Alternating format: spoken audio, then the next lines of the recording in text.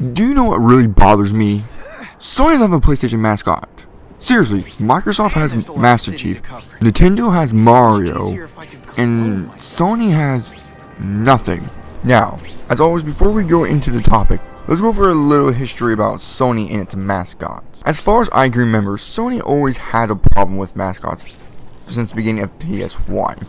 At first, a lot of people thought it was Crash Bandicoot and Spyro, even though they promoted them like a lot. I guarantee if you go on YouTube and look them up, trailers of them, you see Crash Bandicoot calling out Microsoft or Nintendo or something like that. And with all that promotion, they weren't the mascots still. They didn't pick them. Well, later they became multi-platform, so I guess that's why they never did. Well, into the PS2 era, Sony has some very popular exclusives like Jak and Daxter, God of War, and Sly Cooper, in Twisted Metal, I believe. Now, despite these games being very popular, none of them were chosen, and it was kind of weird.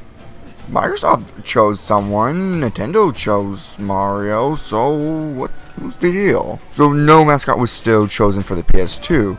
Roll into the PS3 era now, and we have the Uncharted, God of War still, Killzone, The Last of Us, and again, these games were very popular and they sold very well, but yet they still didn't choose one. And again, with all these games being very big and successful, they've yet still picked a mascot. Now we're into the PS4 era, and we still have yet to see if they pick one. Okay, so we have the history of the mascots. Let's talk about maybe why they haven't picked the mascots. Out of all the PlayStation titles, you think they would pick one by now, but why not?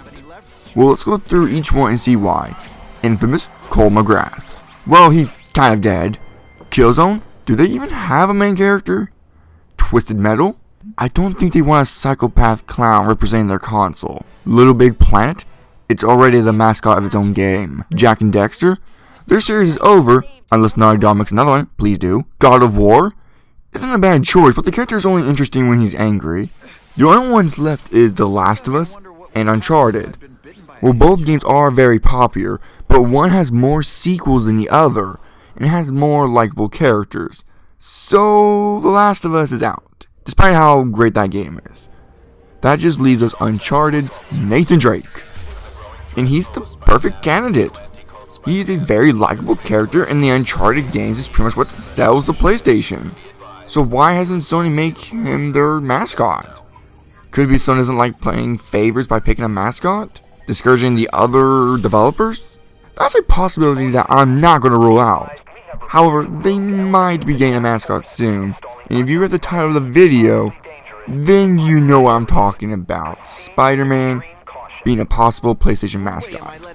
Now, some of you out there are going to completely dismiss this and think I'm overthinking it, but let me explain why I think this before you leave. Alright.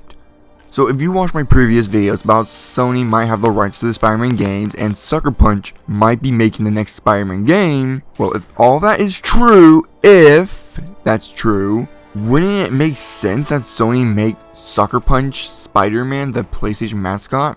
Let's look at the reasons why would they. 1. He's easily one of the most popular and recognizable superhero characters out there. Getting him to represent the PS4 would boost sales. 2. They could use this opportunity to market Spider-Man more like Spider-Man controllers, PS4 skins, and of course, DLC. Hopefully good DLC. 3. It could promote the movie more. Having like the movie's costume as a bonus for pre-ordering a game would promote the movie even more.